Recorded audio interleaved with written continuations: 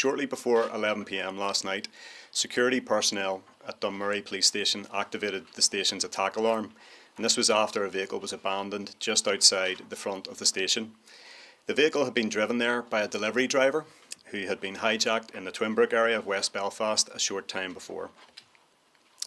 A gas cylinder type device was placed in the boot of the delivery driver's vehicle, and he was ordered to drive it to Dunmurry PSNI.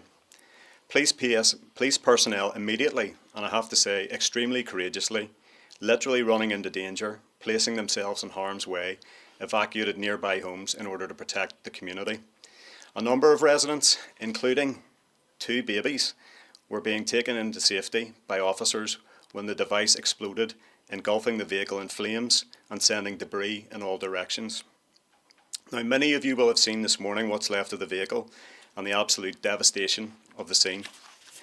This clearly demonstrates that what this type of device may have lacked in terms of its sophistication and scale, it more than made up for in its reckless unpredictability. For a device like this to have been deployed against police and in such close proximity to the public was idiotic.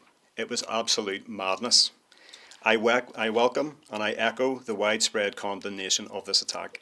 The actions of those who put people's lives at risk last night are quite obviously in very stark contrast to those of our personnel, who not only prevented any injuries, but in my view, clearly saved lives. But look, we've made great progress as a society, and we can't allow those who are intent on dragging us backward to succeed. Instead, we're going to continue working hand in hand with our communities in order to protect them from all forms of harm. In respect of last night's attack, we've commenced an attempted murder investigation, which will be led by our Terrorism Investigation Unit. And I'd like to take this opportunity to appeal to anybody with any information on last night's hijacking and the bomb attack to make contact with our major incident room via our non-emergency number on 101. It is now the second attack of this nature in just a month. There are very many similarities between the 2 incidents, and as a consequence of that, our early working hypothesis is that this may well be the work of the new IRA, who claimed responsibility for the attack in Lurgan back on the 30th of March.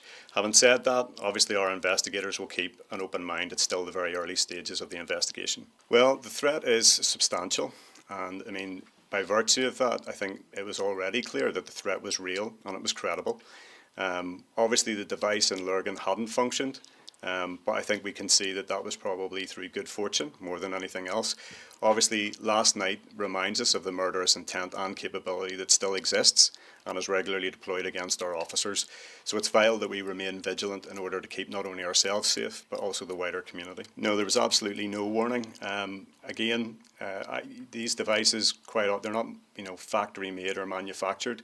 They can be extremely volatile. So even for the taxi driver who was carrying this device, the risk is very clear. So no warning was given whatsoever. So there were a number of officers in the police station at the time, and what I've said is that whilst the scale and complexity of the device may not have been as big as we've seen in the past, what it lacked in that definitely was made up for in terms of its recklessness, in terms of the construction. It engulfed the vehicle in flames and spread debris over a significant distance. So that in of itself tells you just how dangerous this was. So look, that threat has never left us, sadly. Certainly these 2 most recent incidents underline the need for us to remain vigilant and to ensure that our preparedness is at the right level. And that's a message that we've been communicating to our teams already and will continue to do over the weekend. Police officers know what they sign up for here. And again, I just re-emphasise and reassure the public that the PSNI won't even break stride in terms of the work that it's doing in order to protect our communities as a result of this most recent attack.